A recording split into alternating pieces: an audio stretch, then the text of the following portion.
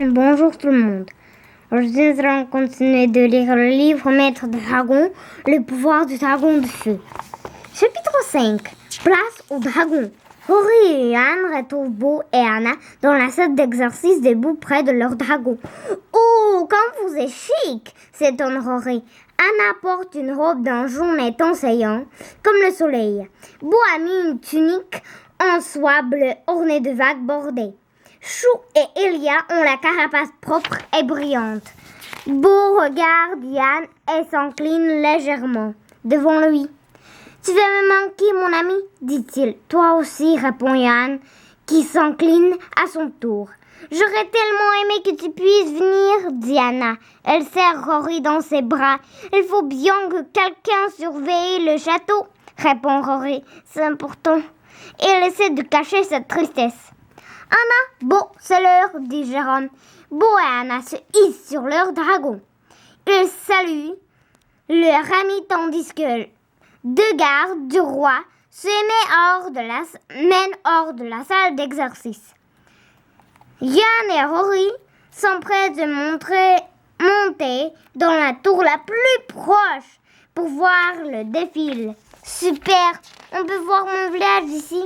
s'écrie Rory. Rory en regardant au loin.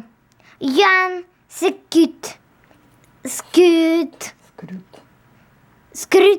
l'horizon lui aussi. Une foule émasse au pied du château pour voir passer les dragons. Sa mère s'y trouve probablement. Comme j'aimerais être là-bas, soupire Rory. Moi aussi. Voilà au moins une chose sur laquelle Rory et moi sommes d'accord, pense Yann. Soudain, un son de trompette traverse la cour. « Place au dragon !» annonce un gars. Bo et Anna, montés sur Chou et Elia, sortent au château. Le roi Roland les précède à cheval et salue de la tête la foule ébahie. Une rangée de soldats les escorte de chaque côté. La foule applaudit en criant de joie tandis qu'ils s'éloignent du château. Yann et Rory les suivent des yeux jusqu'à ce qu'ils les perdent de vue. Soudain, Rory montre du doigt les pierres du dragon de Yann. Elles brillent très fort. Puis Yann attend son dragon lui parler dans sa tête. « Nous allons avoir un problème. » Yann descend à toute vitesse l'escalier de la tour et se précipite dans la caverne de Lombric. Lombric est dressé sur ses pattes. Ses yeux brillent d'un vert étincelant. « Que se passe-t-il, Lombric ?»« Quel genre de problème ?» demande Yann. Lombric semble dire qu'il ne sait pas exactement en hochant la tête. Rory arrive à son tour en courant. « Que se passe-t-il ?» Que dit Lombric ?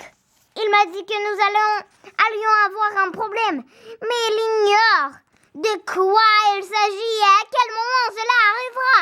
Un problème, vous dites ? Demande Diego en entrant dans la caverne. Ah, je n'ai rien vu dans ma boule de cristal, mais Lombric est très sensible à tout ce qui l'entoure. Je vais chercher une formule magique qui me permettra de vérifier si ma drette camoufle sa magie noire pour ce que je ne la vois pas. Ne vous inquiétez pas, allez vous amuser. Yann a du mal à obéir à Diego. Il ne peut pas s'empêcher de s'inquiéter en pensant au message de Lombric. Au revoir.